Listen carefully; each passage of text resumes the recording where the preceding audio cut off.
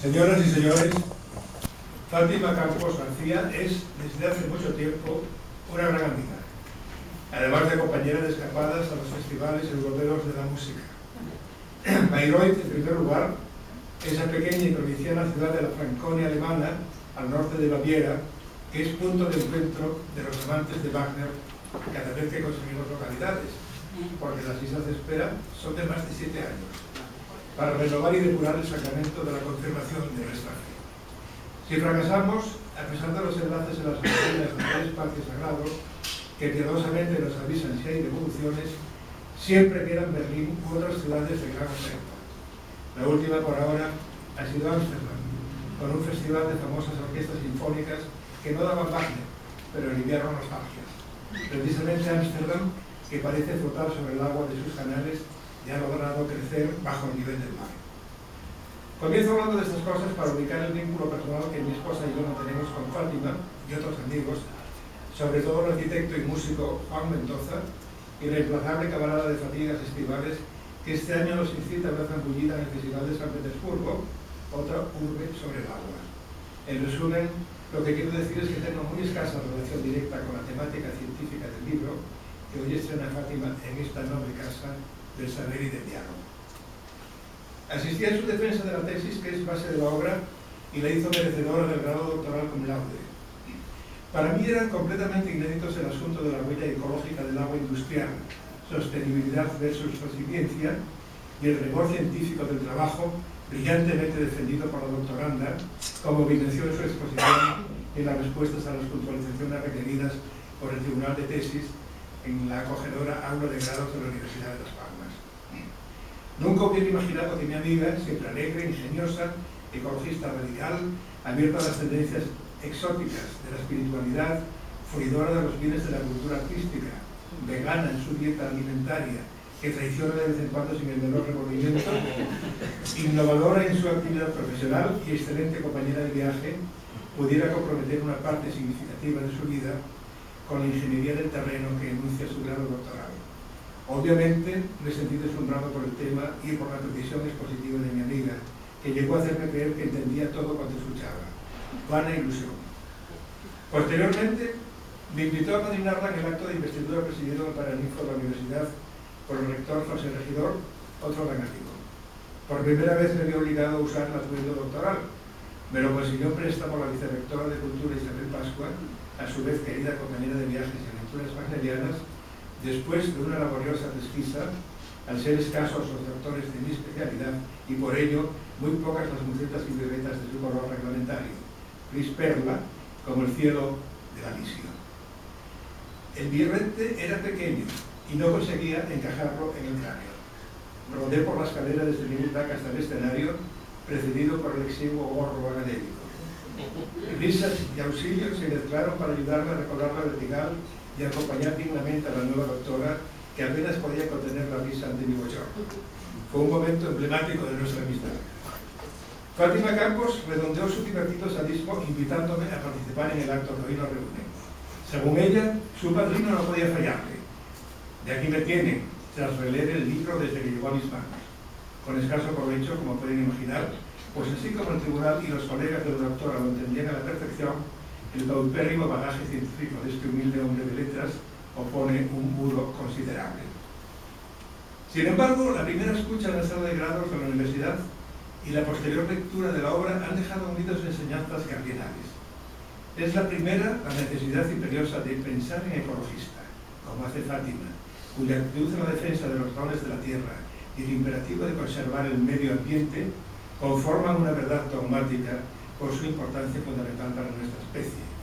Un dogma sin fanatismo, sin gestos excluyentes, movilizador y solidario, que ofrece claridades incuestionables y trata de disolver con la razón las muchas y graves consecuencias de la sinrazón explotadora que se solapa en la indiferencia social, el despilfarro ignorante del patrimonio natural y la codicia consciente e incontrolada. La segunda enseñanza me hizo subir el qué de la alarma para progresar en el esfuerzo intelectual de conocer el cómo atajarla. Con su exhaustivo estudio científico y técnico, Fátima Campos se ha responsabilizado de precisar los problemas del agua en Canarias y la posibilidad de alcanzar el óptimo balance hídrico regional a través de humedales artificiales descentralizados. Como ella describe, la gestión hidrológica resiliente supone una visión de gran angular sobre el ciclo completo del agua producida industrialmente. El agua, como pilar fundamental de la vida, define la sostenibilidad de nuestro modelo socioeconómico. Si la resiliencia está en sintonía con las leyes naturales, los beneficios se multiplican. Las ventajas de la depuración natural son incalculables. Juzgue cada cual la importancia de este asunto en la previsión del futuro que nos espera. Este libro de más de 400 páginas, nacido del trabajo de campo de su autora y de la consulta de una riquísima bibliografía, me parece fundamental para garantizar una de las vías de la sostenibilidad en Canarias. Ese concepto tan importante, pero tan sobado, que necesita más argumentos y propuestas científicas que promesas políticas, tantas veces manipuladas por interés electoral.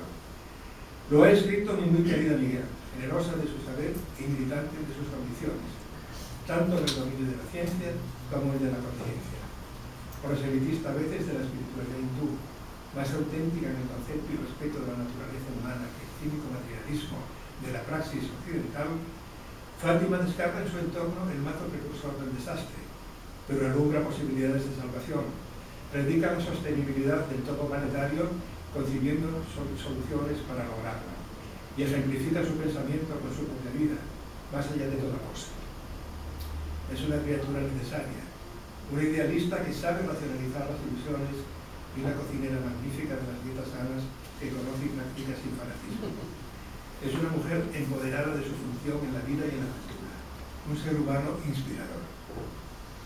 Hace ya muchos años, cuando nuestro inolvidable Rafael Nebot incluyó en 4 sucesivos festivales de Canarias, por primera vez en las islas, la tetralogía completa de Wagner, el diario La Provincia convocó un concurso de crítica musical sobre el último de los 4 dramas, El ocaso de los dioses. Concurrió Fátima y lo ganó por goleada. Sin duda supo ver en aquella genial metáfora de la posesión del mundo por la criatura humana lo que ella bullía ardientemente en sus ideas, el poder de la ciencia y la conciencia en la conservación de un planeta habitable hasta el fin de los tiempos. En definitiva, la vida sostenible en una tierra favorecida con todos los dones de la creación. Mentes como la suya contribuyen a preservar la utopía por encima del abuso distópico que hacen crecer las llamadas élites extractivas. O sea, la fe en un destino ilimitado para nuestra especie en el rincón del cosmos que nos fue dado. Emplazo a Fátima que me hable de este pensamiento trascendental durante las próximas escapadas valmerianas. Los días que no toca función, excursionamos a Carrovivari, Marienbad, Bamberg o Nuremberg, respirando espíritu europeo a pleno pulmón. Serán idóneos para reflexionar sobre la formidable responsabilidad que a todos alcanza. El agua es fuente de vida y de cultura. El espacio mágico de Wagner es precisamente un gran río, el Rin, en cuyo fondo depositaron los dioses el oro de la tradición. Robado por los enanos nibelungos, su rescate y retorno a la profundidad de las aguas marcó precisamente la muerte de los dioses y la posesión del mundo por nuestros padres remotos. En la simbología wagneriana, el oro es el patrimonio cultural de la raza humana. Precisamente el binomio agua-cultura del que trata este libro, insuflando ciencia en el espacio de la poesía. Y no es un héroe el que lo rescata, sino una semidiosa humanizada por el amor. Una mujer, en definitiva, protagonista del instante fundacional de nuestra especie. Muchas gracias.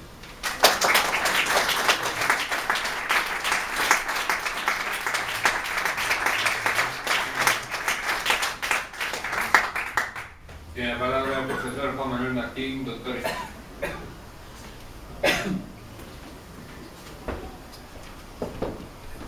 En fin, no puedo evitar decir aquello de me antropogenotipo de Polonia. Bien, a mí me toca un poco el libro de la doctora Campos, de Fátima, que es un libro de ciencia, básicamente. O sea, y me toca a mí un poco hacer una introducción en este sentido. Voy a mencionar o a intentar enmarcar un poco en qué terreno de la ciencia nos movemos y luego intentaré encuadrar un poco el marco en el que el texto se mueve. Mi especialidad básicamente en física es la dinámica de sistemas complejos, ¿no? La teoría del caos, ese tipo de cosas.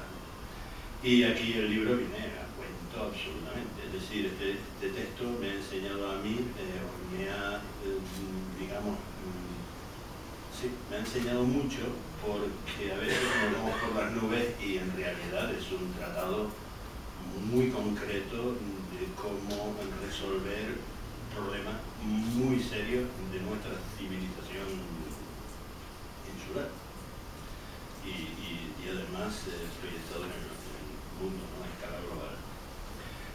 En primer lugar, recordemos a uno de los más grandes físicos de la historia, a Ludwig Boltzmann, que bueno, fue el que trabajó y desarrolló el concepto de entropía y el segundo principio de la termodinámica, un principio físico perfectamente establecido y que de alguna manera es el responsable de que envejezcamos, pues, la gente muera, el mundo pues vaya salir contaminando, etc.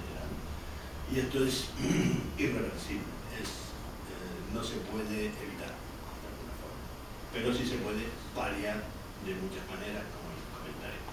Boltzmann decía que a finales de 1890, bueno, a finales del siglo XIX, decía que con una visión espectacular, porque en aquella época el siglo XIX era el siglo del vapor y del progreso.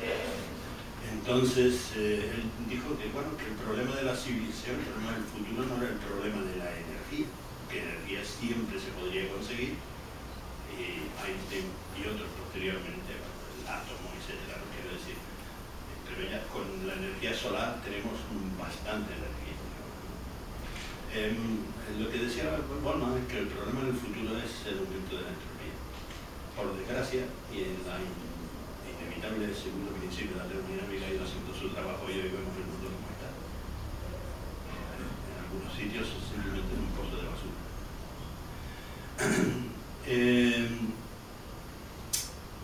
Bien, ¿qué es el concepto de entropía, digamos? La entropía es, como creo que saben, es, digamos, lo que indica es una medida de la degradación de la energía. Nosotros, para poder hacer las cosas que hacemos, el trabajo, etc., necesitamos energía y necesitamos energía útil, necesitamos energía que podemos utilizar, energía, digamos, baja en entropía, energía libre, dirían los químicos. Pero a medida que vamos haciendo los trabajos, esta energía se va degradando.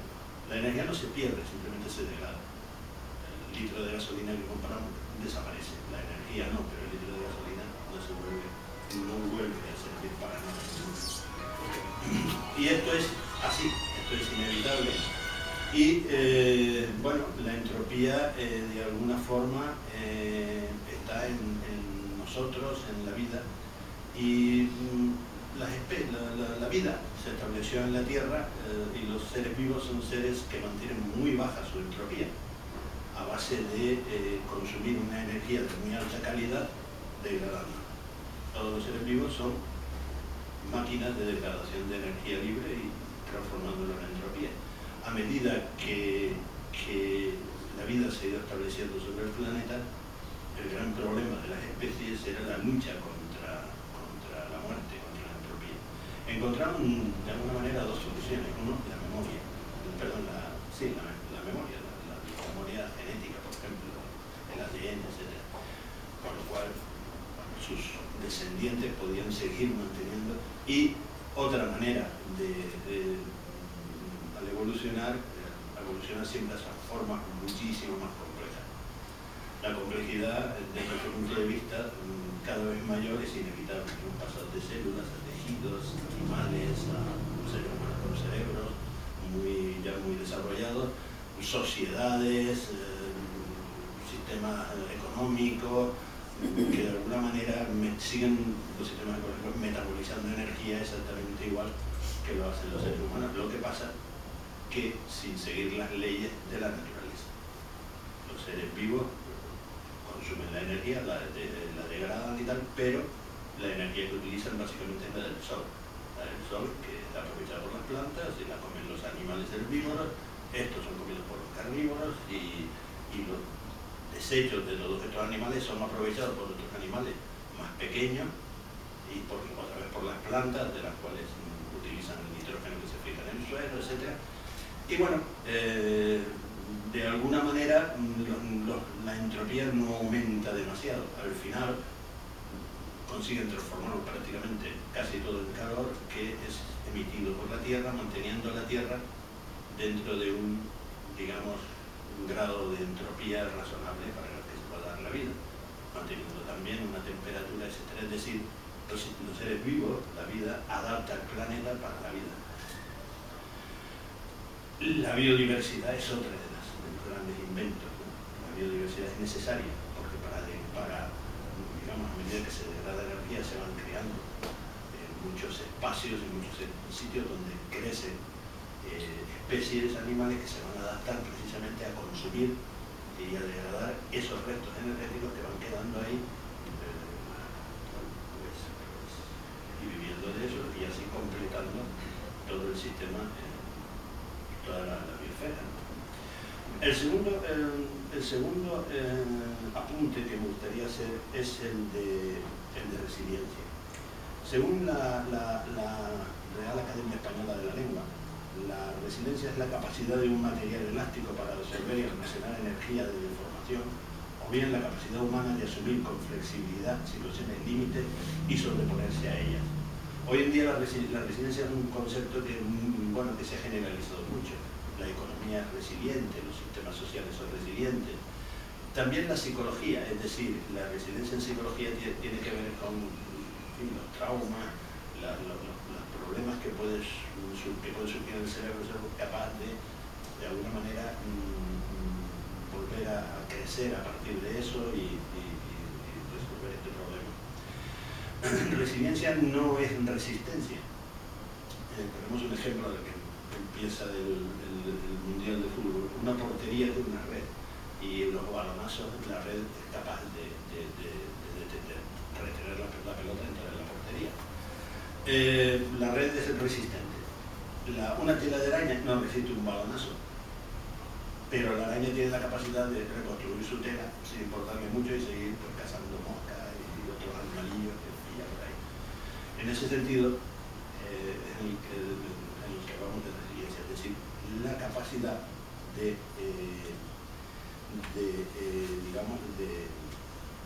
adaptarse, la capacidad de resurgir de las cenizas, etc. Bien.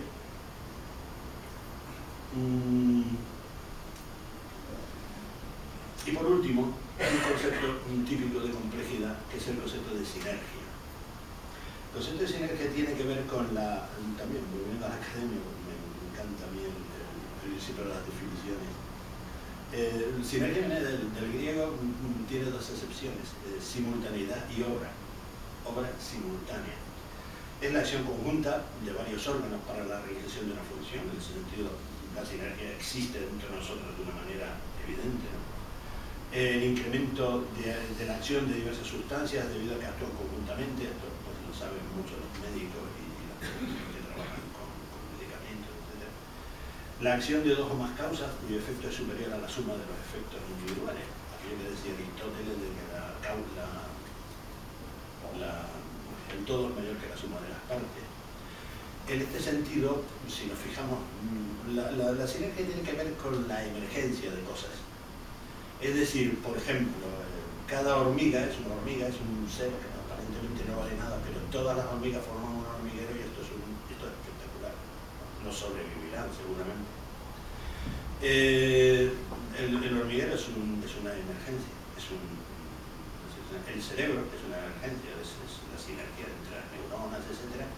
Pues al final produce la conciencia, produce el pensamiento, que no tiene nada que ver con las neuronas en particular, sí, pero en realidad no podemos saber qué es la conciencia estudiando cada neurona, ni podemos saber qué es un hormiguero y cómo trabaja y cómo funciona, o un panal de abejas estudiando por mucho que tenemos una hormiga en particular.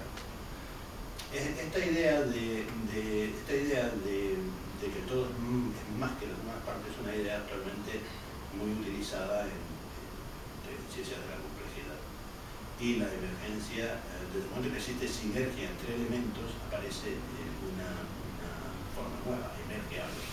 A ver, no todas las sinergias son positivas. Si 4 bandoleros se unen en una sinergia de una, pues al final acaban asaltando bancos o al final acaban formando una pandilla urbana terrible.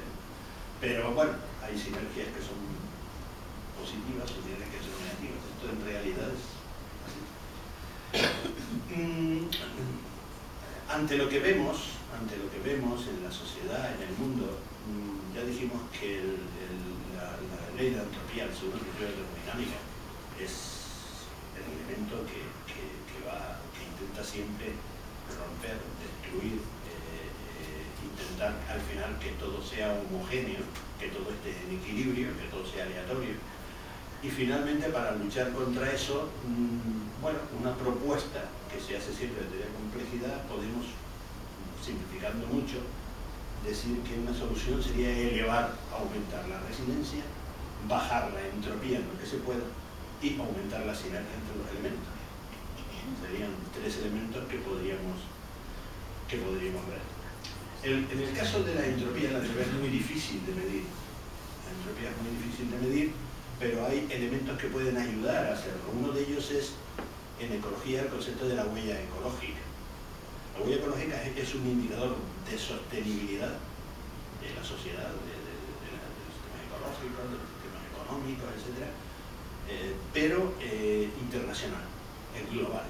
Es un indicador global. Ahora luego pondré un ejemplo que lo entenderán perfectamente. Es un indicador biofísico de sostenibilidad integral. La huella ecológica, verdaderamente la idea es muy buena, se define como, digamos, el total de superficie ecológicamente productiva necesaria para producir los recursos consumidos por un ciudadano medio de una determinada comunidad humana, así como la necesaria para absorber los residuos que genera independientemente de la localización de esta superficie. Esta es la definición. Bien, para producir bienes necesitamos energía, necesitamos un flujo energético. La energía puede provenir del sol o puede provenir de los combustibles fósiles o donde sea. Claro, según el principio de la primera funciona y por tanto se van a producir residuos. Por tanto, otro aspecto que cuida la huella ecológica es la necesidad también de sistemas ecológicos para absorber los residuos generados. Básicamente la huella ecológica utiliza para la parte energética la cuestión del CO2, del dióxido de carbono. Porque básicamente la mayor parte de la energía y el problema que esta produce está en el uso del combustible fósil. Entonces, bueno, nosotros necesitamos recursos para vivir y esos recursos los encontramos en la naturaleza. Entonces, para vivir, ¿qué cantidad de territorio necesitamos que nos dé recursos alimentarios, recursos energéticos, etc.? Pero a la vez vamos a producir desperdicio, por tanto también necesitamos que en ese terreno haya una zona, por ejemplo zonas verdes, zonas ecológicas, bosques, etc., que absorban este dióxido de carbono o que eliminen estos residuos. Entonces, una unidad de la huella ecológica, como me imagino que conocen, es el planeta. Es decir, si todo el mundo viviera como tú, ¿cuántos planetas íbamos a necesitar? Y este es el gran problema. Es decir, en la Tierra, pues, si todo el mundo viviera como vive, yo que sé, algunos que conocemos, falta. Las infraestructuras, las viviendas, los equipamientos y tal, ocupan territorio. Y por tanto, si ocupan ese territorio ya deja de ser improductivo. Por tanto, tienen su efecto. Sin embargo, la huella ecológica no contabiliza, por ejemplo, el problema del agua. Posiblemente en muchos sitios no sea necesario. ¿De acuerdo? Tampoco asumen muchos de los problemas de los sectores agrícolas, etc. Y tampoco, digamos, los restos, los desperdicios que son de otro tipo. Por ejemplo, plásticos, cosas, basuras de diversa índole. Básicamente se centra en el dióxido de carbono porque al final es el problema más grave y porque de alguna forma también es de lo más medible. Es medible en tanto en cuanto le puedes preguntar a un ciudadano si tiene nevera, si tiene coche, si usa el bus, si no lo usa, si cuántas horas tiene encendida la luz de su casa, y por ahí puedes sacar un promedio del consumo energético de un ciudadano y extrapolarlo a la sociedad. La idea es interesante. Lo más interesante desde mi punto de vista es que de alguna forma la huella ecológica nos da una cierta medida de la entropía, porque la entropía es imposible, muy difícil de medir si no es imposible. La entropía que me refiero globalmente, ¿no? Y la huella ecológica sí nos lo da. Pongamos un ejemplo. Nosotros vivimos en un territorio que se llama Gran Canaria. Todos aquí. Gran Canaria. Bueno, todos, quiero decir, la mesa. Gran Canaria, como saben ustedes, recibe del orden de 7 millones de turistas al año. Las Canarias reciben como 13, o creo que el año pasado recibieron 13 millones. Esto es una barbaridad. ¿De acuerdo? Pero para los economistas no hay mucho problema. El problema de Canarias siempre fue el agua. De hecho, la causa de que emigrara un montón de gente en tiempos pasados. Se crearon las presas, pero la presa no fue suficiente y finalmente bueno, hemos creado la potabilización de agua del mar. Y no va bien. Es decir, los economistas hacen el análisis y dicen, bueno, esto cuesta un dinero, hay que comprar el combustible, hay que comprar esto y lo otro, pero la ganancia que tenemos con el turismo es suficiente para que podamos vivir. Y punto. Ese es el análisis y no es mucho más allá. Si lo analizamos desde el punto de vista global, empezamos a ver un montón de cuestiones.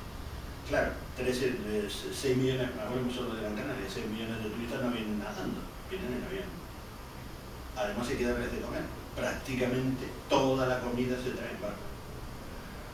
Porque ya prácticamente hemos dejado de producir alimentos. El agua que se consume, bueno, pues se consume pues, con combustibles fósiles y que también que traemos en barco.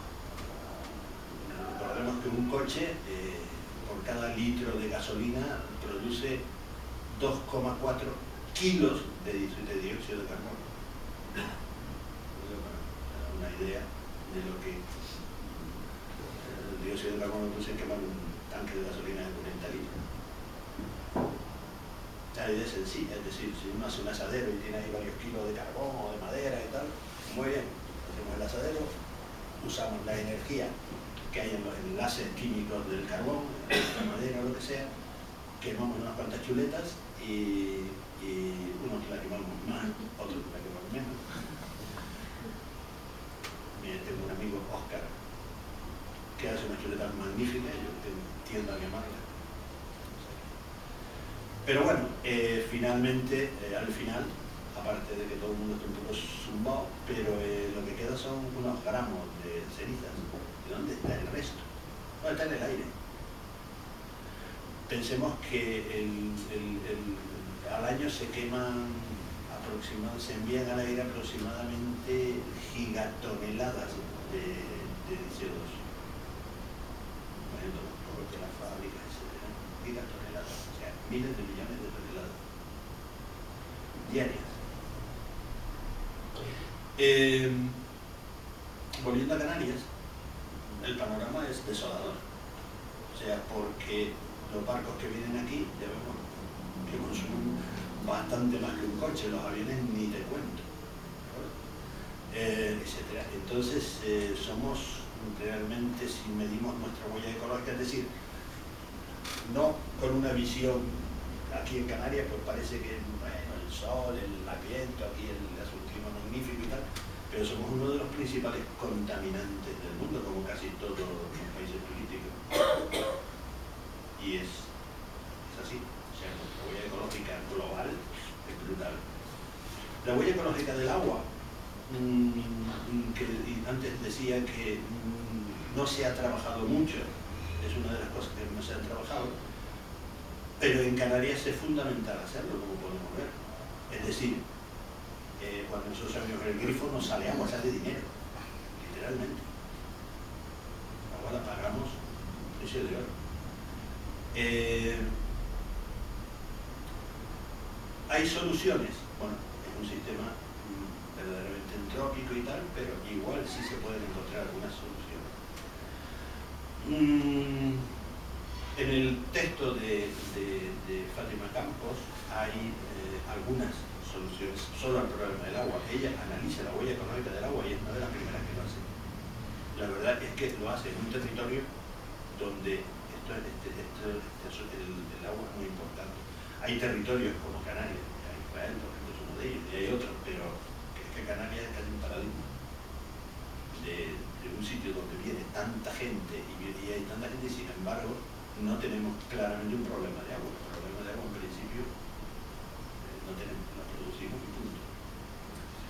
Bien, en la tesis de Fátima hay algunas ideas muy interesantes. Ella estudia,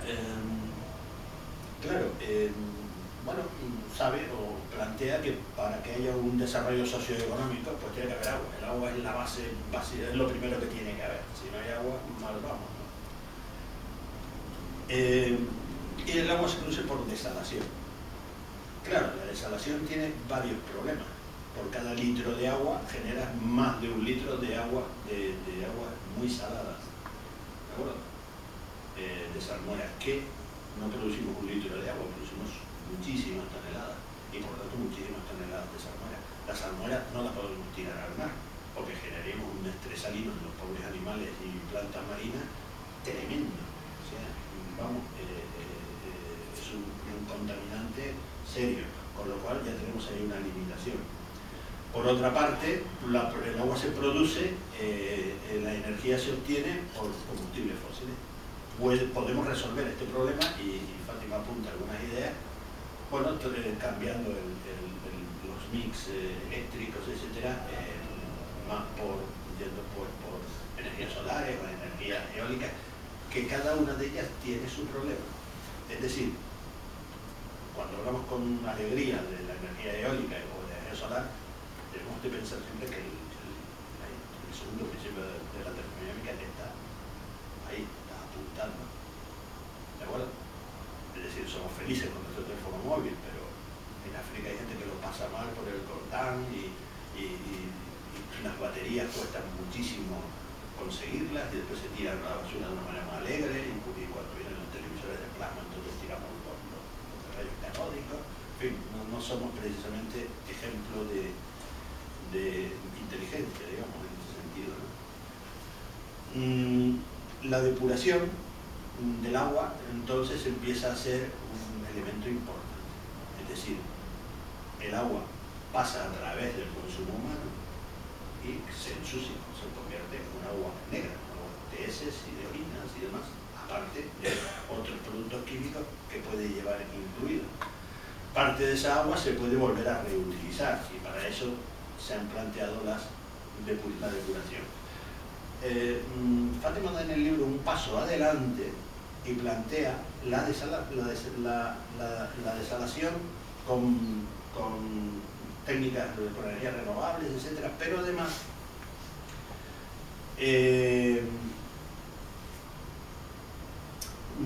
la depuración puede ayudar a compensar los costes ambientales de la desalación. Bueno, si no tiramos esa agua al mar, habrá que desalar menos agua y por tanto tenemos un problema. Quedaremos barato y quemaremos menos. Pero además no solo eso, sino que ella plantea incluso un avance sobre la depuración convencional, que son los humedales artificiales. Los humedales artificiales descentralizados. No les digo más porque supongo que Fátima contará qué son. A mí se me va un poco de ya entraremos en un asunto un poco más químico y los físicos y los químicos nos llevamos de aquella manera. Pero sí es importante porque puede ayudar, por ejemplo, a recargar el balance hídrico regional, es decir, a mejorar no solo usar más agua, sino incluso todos los acuíferos, etc.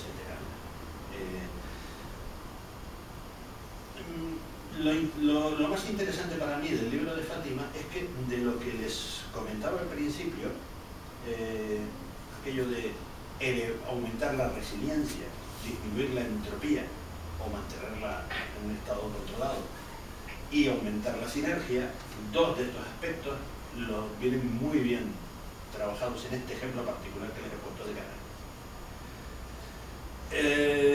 La intención es reducción de la huella energética, cambiando el sistema de combustibles fósiles por energía solar. Los molinos de viento, que se llama energía eólica, también es energía solar. Originalmente los vientos se producen por diferencias de temperatura y por carencias de temperatura solar de la Tierra, es decir, el responsable es el Sol. La depuración del agua desalada, mejorando el balance hídrico de la región y por tanto con los humedales, la mejora o el uso de la vegetación nos ayuda a mejorar sobre todo la resiliencia. Es decir, crearíamos una sociedad más resiliente, más, digamos, preparada para combatir cualquier problema que nos viniera, aparte que podría tener incluso consecuencias en la agricultura, porque igual el agua podría salir más barata, no sé, todo esto habría que estudiarlo bien, ¿no? Y en el libro se apuntan estas ideas.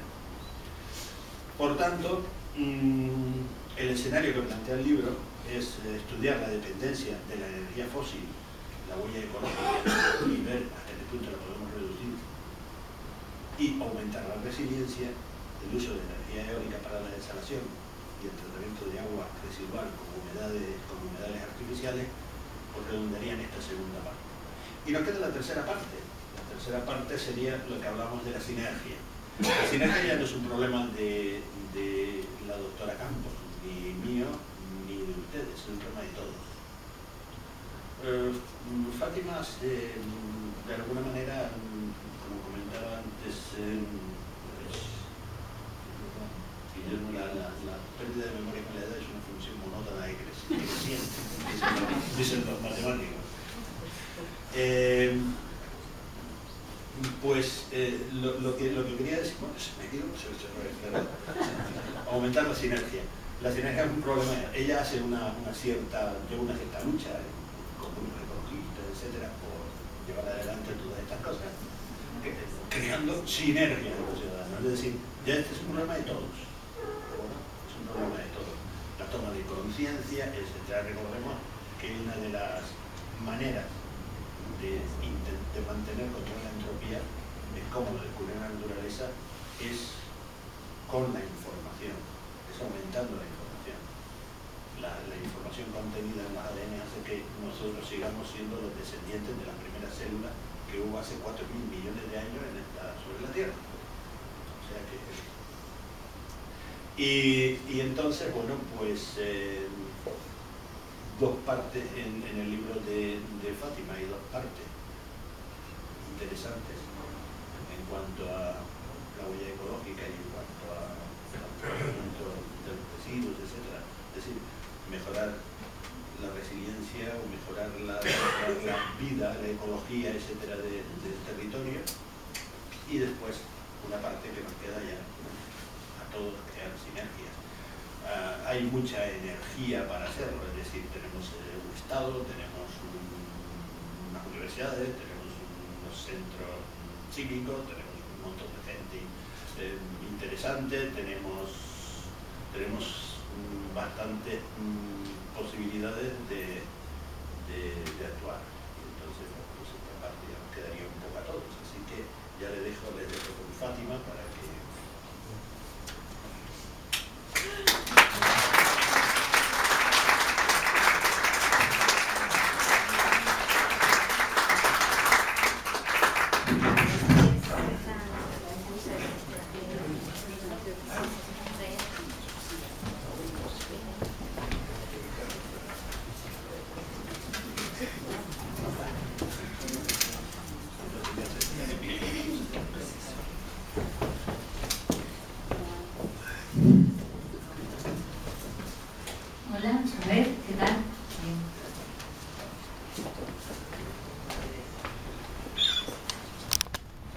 Bien, bueno, pues primero quiero agradecerles su presencia en esta sala y espero que este ratito sea gratificante.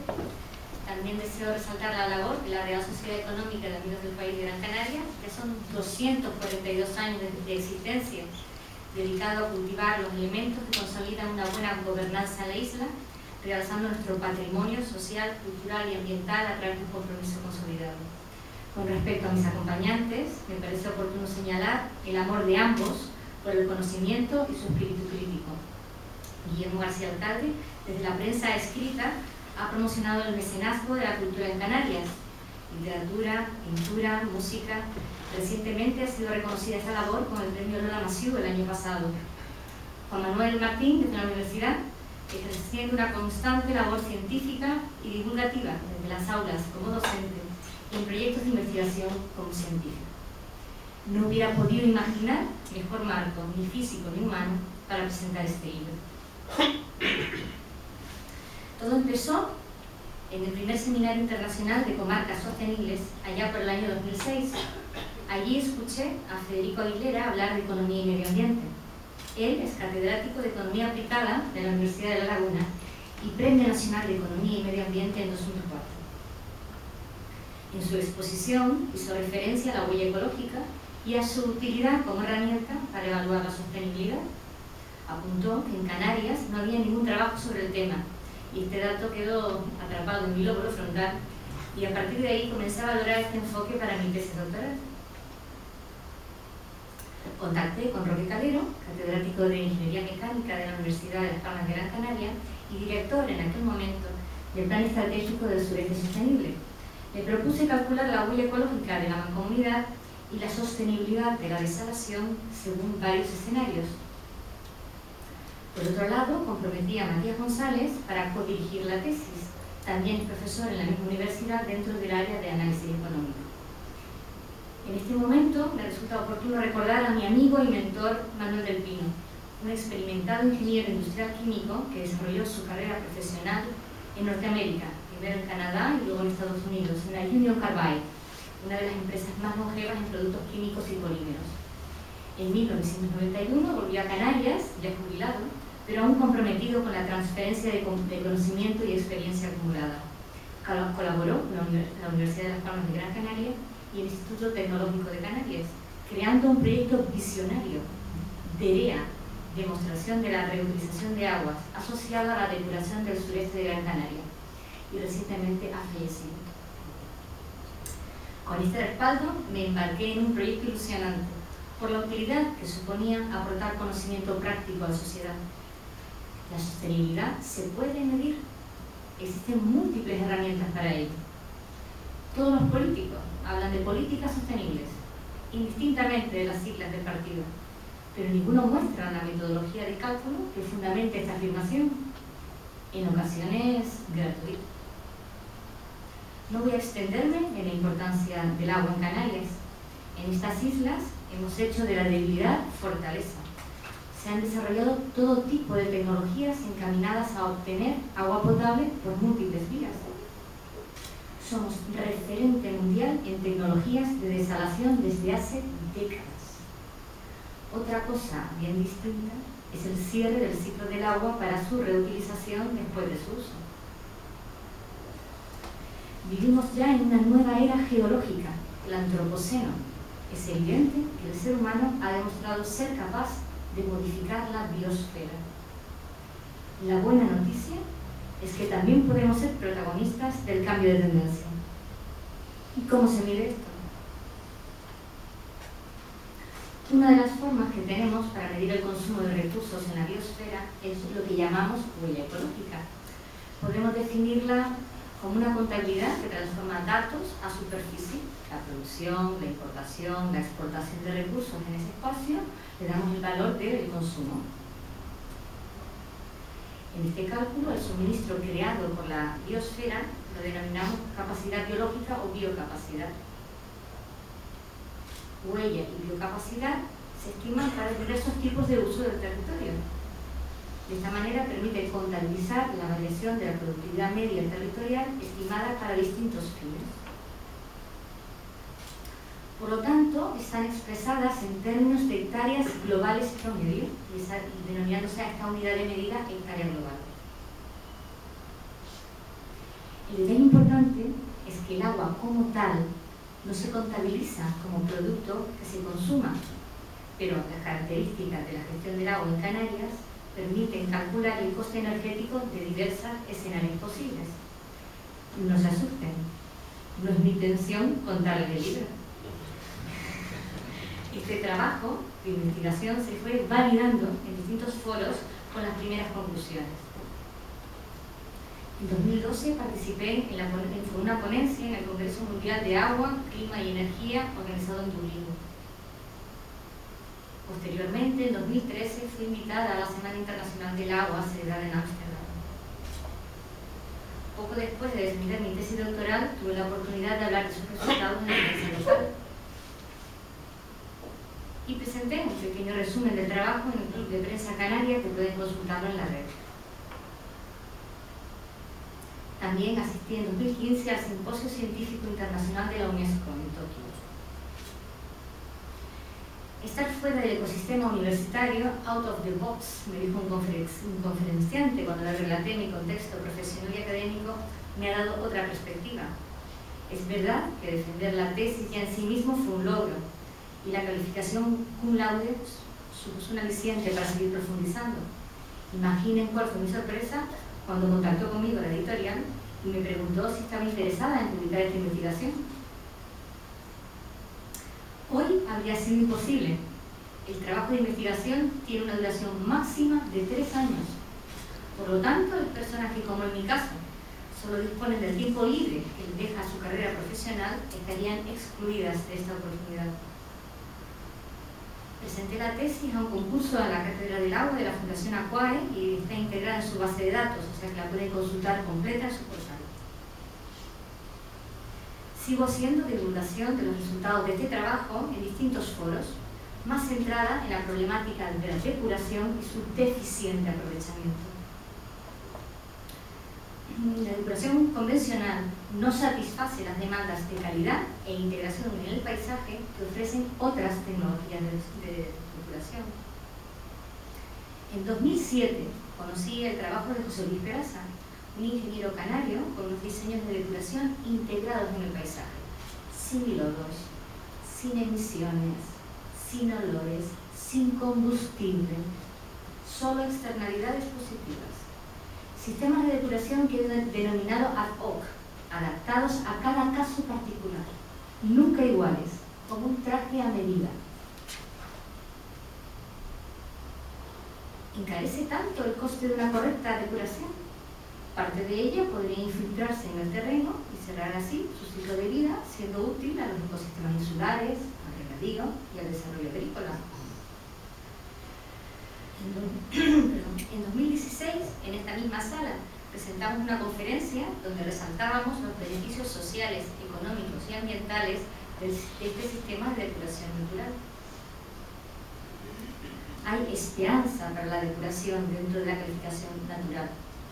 Eso no significa que todas las tecnologías de depuración natural sean saludables u óptimas por sí mismas. Cuando decidí estudiar la gestión del agua, encontré un enorme potencial en las llamadas aguas residuales. En el mejor de los casos, se vertían al mar por los emisarios submarinos con la excusa de la deficiente calidad del efluente obtenido de la depuración. Un escaso 28% del agua residual depurada se aprovecha en las islas, con el agravante que más del 50% de la captación del agua viene por desalación. Todo ello supone un despilfarro inadmisible de agua y energía, siendo esta fundamentalmente fósil, por lo tanto generando ingentes cantidades de gases de efecto invernadero que agravan los efectos del cambio climático.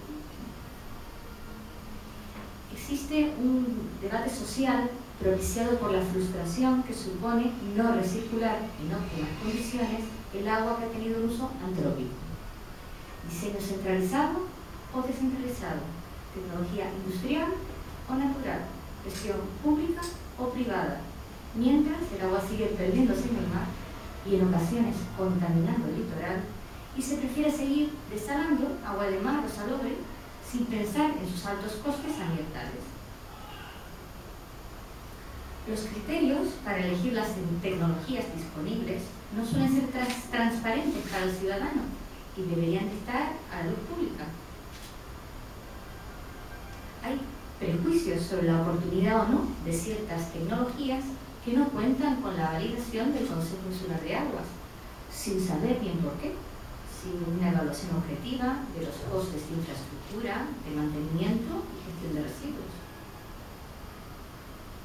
Es paradójico que Canarias cuente con un sistema de depuración natural único, refrendado con más de 15 años de funcionamiento ininterrumpida, con analíticas sistemáticas elaboradas por laboratorios certificados, tecnología 100% local. Curiosamente, este año, en el Día Mundial del Agua, se estableció como eslogan: la respuesta está en la naturaleza. Cerrar ciclos es el nuevo paradigma económico.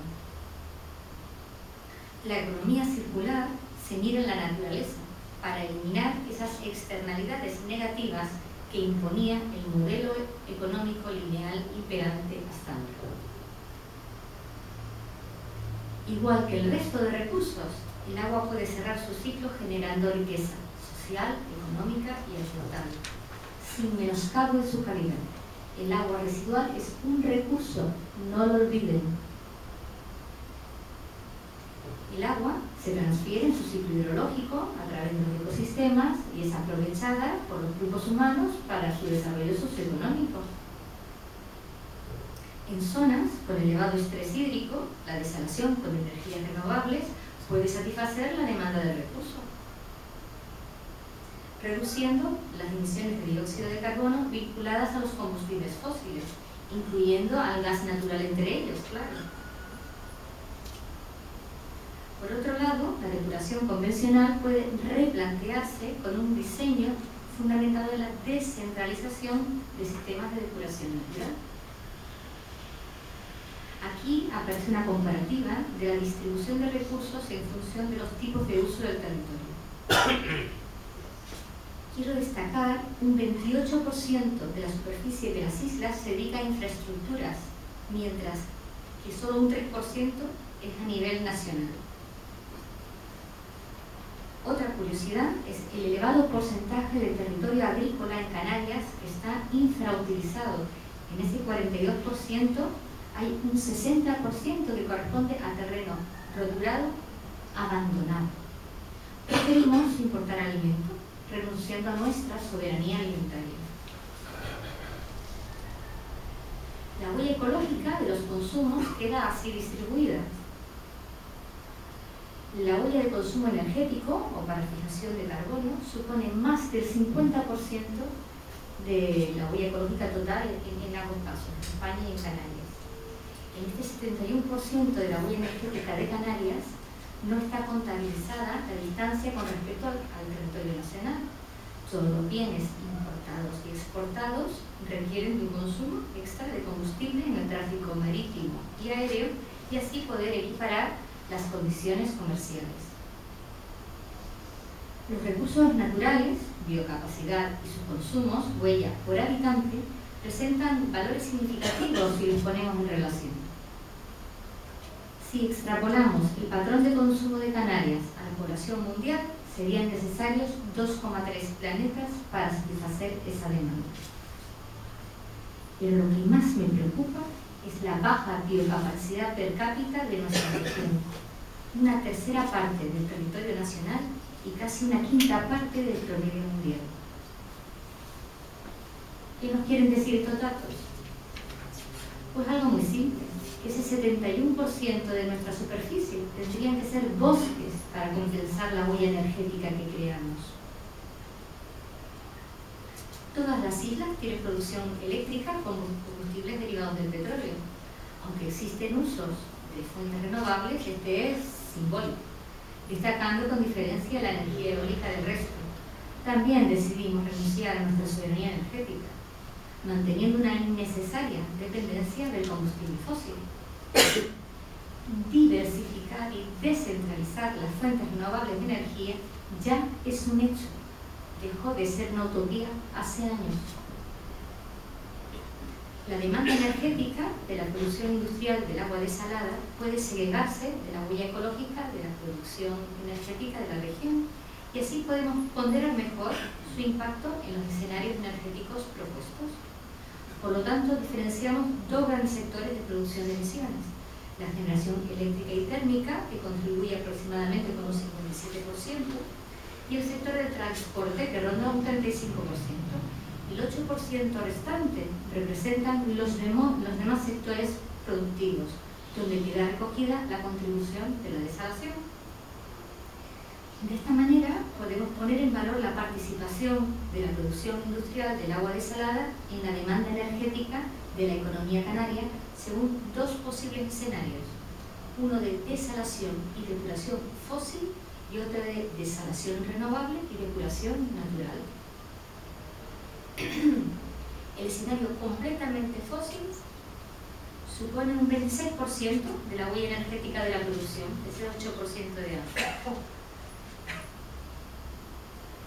En el caso del uso de energía eólica para la desalación y el tratamiento del agua residual con sistema de depuración natural que genere biomasa como sumidero de carbono, reduce casi un 60% la huella energética de la producción segregada, es el 8% cada uno. De acuerdo con los resultados obtenidos, el agua desalada producida puede recargar el balance hídrico regional a través de sistemas de depuración natural, reduciéndose además la demanda de agua desalada para satisfacer las necesidades del territorio e incrementándose su biocapacidad con la vegetación complementaria. Es un hecho insoslayable que la desalación tiene costes ambientales y la depuración puede compensarlos. En cierto modo, una gestión hidrológica resiliente supone una visión de gran angular sobre el ciclo completo del agua producida industrialmente, poniendo atención en los riesgos y en las debilidades de nuestro sistema socioambiental.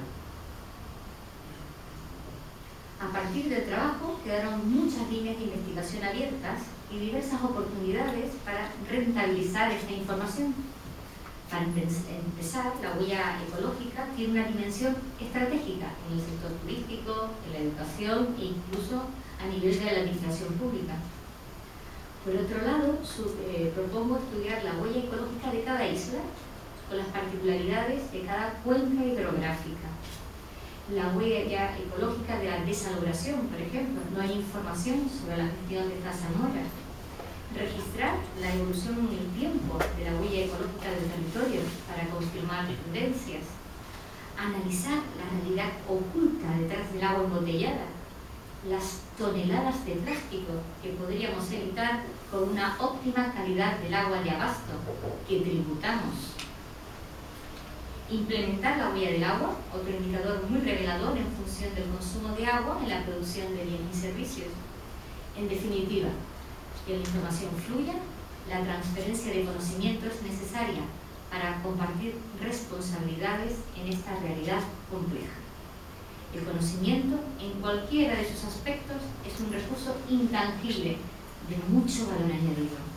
Se los digo yo, que trabajo como docente. Muchas gracias por su atención.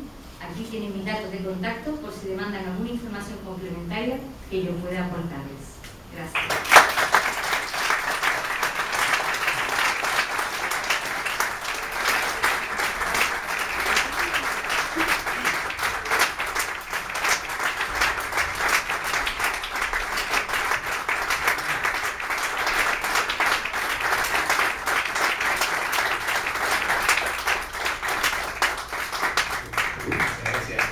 ¿Hay alguna pregunta, comentario o cualquier expresión? Pues sí, hay una pregunta. Mira, Fátima, no sé si por formación profesional,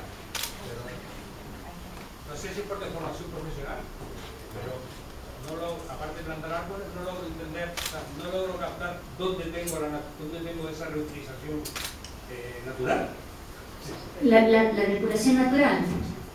La depuración natural, mira. Aparte de los árboles, ¿no? No, o sea, los humedales normales, los humedales naturales, se les define como riñones ecológicos. O sea, la naturaleza tiene su forma de regenerar el agua, ¿sí?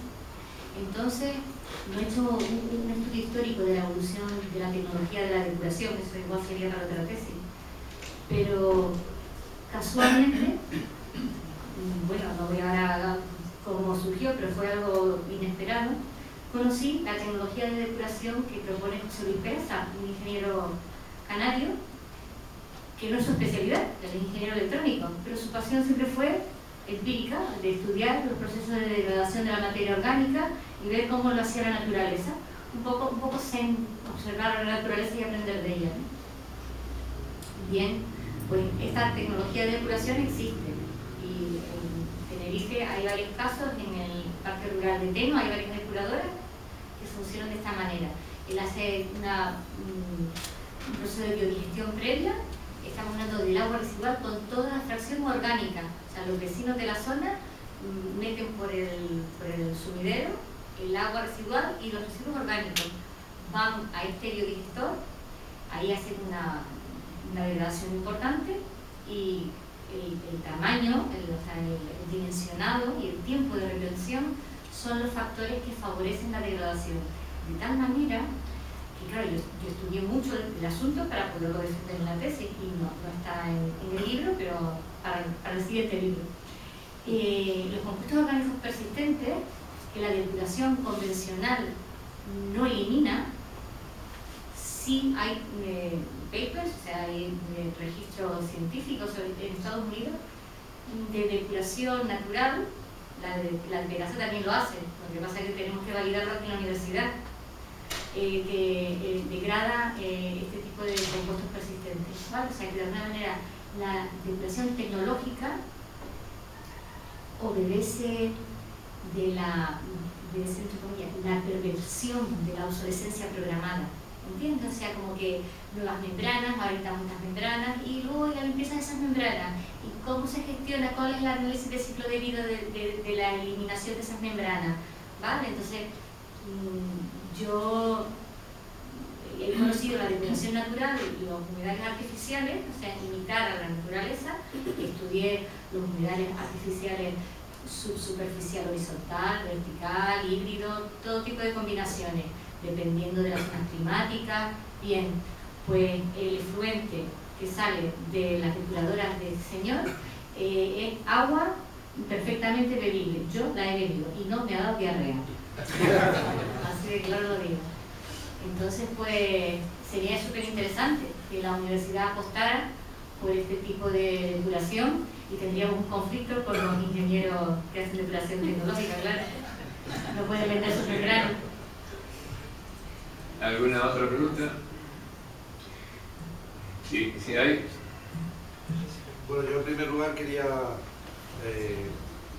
agradecer a la Real Sociedad Económica del País de Gran Canaria esta posibilidad de escuchar a Fátima, y a Fátima felicitarle por su trayectoria, el trabajo, el conocimiento que transmite y sobre todo la oportunidad que técnicas de esta naturaleza, que son antagónicas a las tradicionales, basadas en unos intereses económicos que priman sobre los ambientales, pues suponen para las islas en general, ¿no? Yo creo que es una oportunidad también para que se escuche este mensaje y para que se traslade a las administraciones y para que se empiece a trabajar de una manera mucho más racional con el territorio, con el ciclo del agua, y al final es un tema de economía y de salud, ¿no? Territorial y humana, ¿no? Yo mi pregunta era, muchos de los datos que aparecen en la exposición están fechados en 2005, ¿no? Sí, de cuando hice la tesis. Claro. Mi pregunta es, esta huella ecológica, por ejemplo, de los datos sobre el territorio, de los cultivos abandonados, de todos los procesos de instalación, ¿están actualizados? ¿Tienes manera de actualizarlos, por ejemplo, para el caso de la isla de Gran Canaria, en unas fechas más recientes? ¿Existe ese conocimiento más actualizado? Te cuento, o sea, mi idea inicial, desde la ignorancia, claro, del conocimiento teórico de la herramienta, fue calcular la huella para la Mancomunidad del Sureste, como les dije, ¿verdad? Entonces, claro, cuando me pongo a estudiar la herramienta y la cantidad de datos que hacía falta para calcular los consumos, ¿no? De importaciones, exportaciones, de pesca, de agricultura, de superficie de infraestructura. Bueno, fue una cosa, bueno, fueron años muy duros, ¿no? Entonces tuve que ampliar el enfoque, porque no tenían en la mancomunidad todos sus registros que necesitaba. Claro, Gran Canaria. A mí me resultaba difícil, me resultó más cómodo para importación y exportación de productos coger toda Canarias. Entonces, para Gran Canaria es viable, pero el tema es que yo trabajo en el instituto. O sea, entonces trabajo que una persona, un becario, se dedica full time. Yo le he dedicado mi tiempo libre trabajando con adolescentes en la escuela pública. ¿Tú me entiendes? O sea, yo me ahorré el marido y los hijos. Pero, o sea, que yo me he dedicado a trabajar y a estudiar nada más. Entonces, que sí se puede hacer, claro que se puede, con amor. Si puedo hacer esto yo, lo puede hacer cualquiera, pero hay que dedicarle mucho tiempo para tomar la cantidad de datos que necesitas para calcular la huella. Pero compensa, porque tienes mucho juego para eso, para hacer conocer a la gente los costes energéticos de sus consumos en su territorio.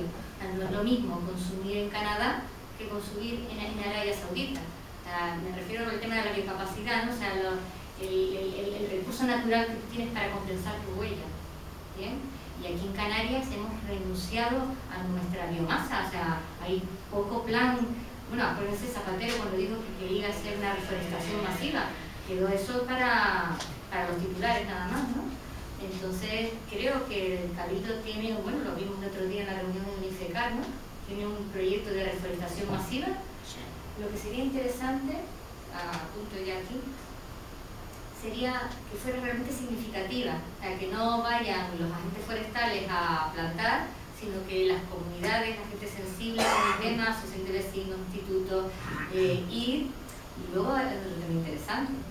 Yo conocí, porque soy una estudiosa muy curiosa e inquieta, el Mendo Dango, que es una tecnología de regeneración de los ecosistemas, no es plantar el arbolito. O sea, el arbolito necesita también de una biodiversidad alrededor para que crezca sano. O sea, hay que estudiar, y creo que tengo referencias sobre el fracaso de las reforestaciones masivas cuando no han tenido en cuenta esa biodiversidad necesaria para que la vida de ese arbolito sea realmente saludable. ¿Vale? O sea, el punto Mendo Dango de Fukuoka, no me acuerdo ahora, el japonés ya murió, pero maravilloso. Otra pregunta. Sí, otra pregunta. No cabe duda, hace unos días aquí, enhorabuena y sobre todo lo que está marcado en cuanto el potencial que tenemos aquí, la falta de soberanía en todos los aspectos, tanto energético como de consumo de tipo individual en cuanto al potencial del turismo. Aquí hubo una conferencia por el director general de NAEP, que es el que lleva toda la cuestión de controles no aeroportuarios, por eso AENA, control de vuelo, el espacio aéreo español, y el coeficiente exponencial que va a haber, porque ellos tienen la demanda de slots en cuanto a la frecuencia de pasajeros turistas o locales nuestros que vamos a ocupar aquí. Y bien ha hecho remarcar que el potencial turístico que tenemos es para hacer un estudio en el próximo, no mucho, 20, 25, decía 25, 30 años, porque es que va relacionado con el consumo de aguas, dónde van esas aguas, cómo se van a depurar y qué posibilidades hay, lo que acaba de decir, los tres factores, resiliencia y en propiedades energéticas para las sinergias que hay entre todas estas industrias.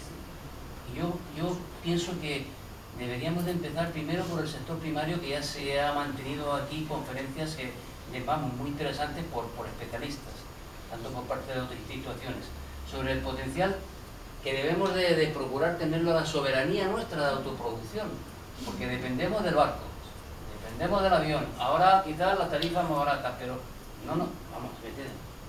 Yo tengo mi familia en Madrid, pero con llegar a un nivel de sostenibilidad propia, que esa demanda la tienen todos los sistemas archipelágicos.